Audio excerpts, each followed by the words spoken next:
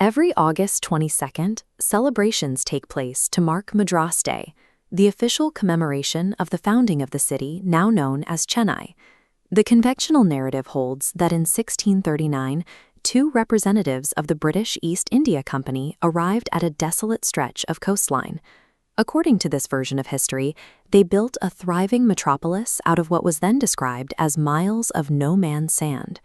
Yet historical records and archaeological findings tell a completely different story. The idea that this coastline was barren and empty before European arrival is a colonial fiction. Long before any British fort was drafted on paper, this specific shore was highly active. It was populated by indigenous groups, most notably the Makua community, who worked these waters and maintained a steady coastal economy. Pinning the birth of the city to a single day in 1639 does not acknowledge the reality of the land. It effectively erases millennia of native civilization that had already taken root here. If we look at the neighborhood of Pallavaram in modern Chennai, archaeologists have uncovered Asia's first identified Paleolithic settlement. The tools and burial mounds found here confirm that humans have lived and worked on this exact land for at least 45,000 years. That early presence grew into a continuous, flourishing civilization.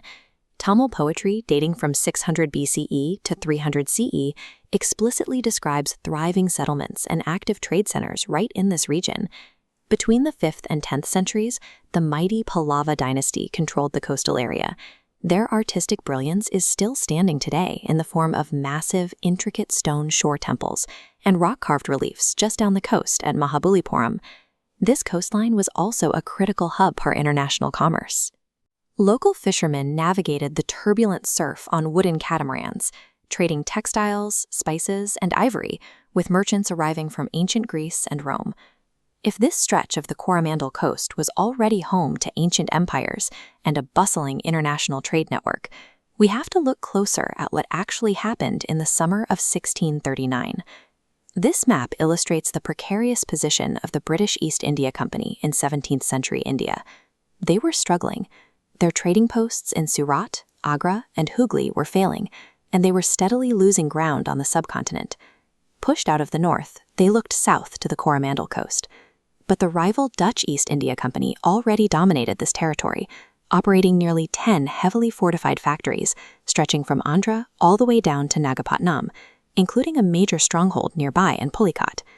The British were desperate to secure a foothold here for one specific reason: textiles.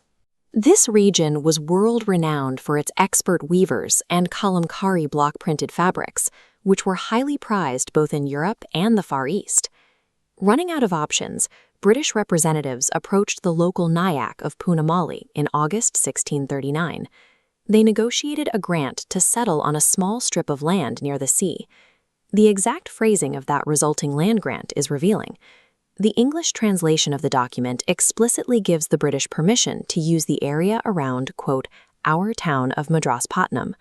The legal paperwork itself confirms the truth. The British did not build a settlement from scratch. They negotiated access to a pre-existing, economically valuable Tamil village. 5 years after securing the grant, in 1644, the British East India Company completed the construction of Fort St. George. It was their first formal fortress on the Indian subcontinent. The fort quickly became a heavily militarized zone. Today, the museum inside holds vast collections of weaponry, including cannons captured from Tipu Sultan's forces, a stark reminder of the intense, bloody resistance the British faced as they expanded their control.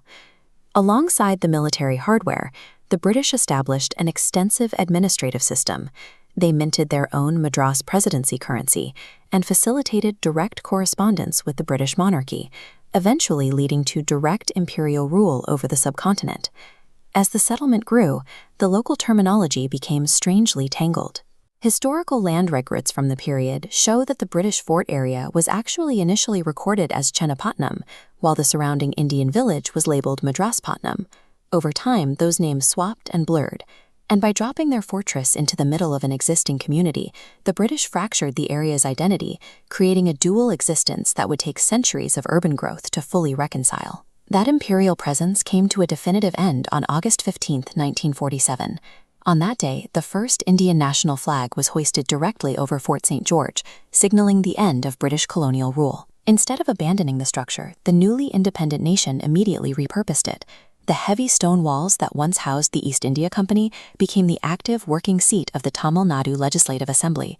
The exact location where British colonial expansion began in India is now the administrative heart of a free Tamil Nadu. Following independence, the city underwent a period of massive geographic expansion. The borders pushed rapidly outward into the surrounding landscape.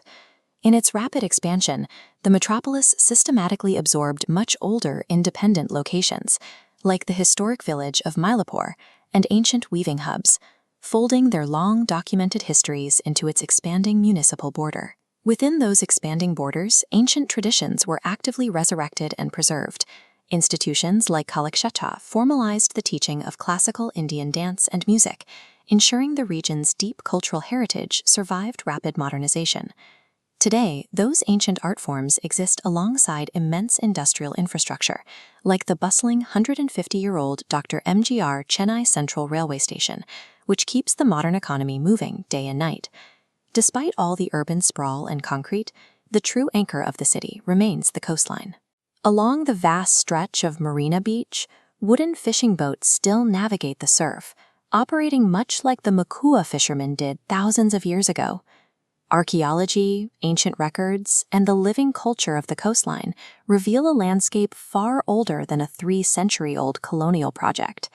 This 50,000-year-old living organism encountered a desperate trading post, wrapped it in a stone fort, and simply swallowed it into a story that is still being written today.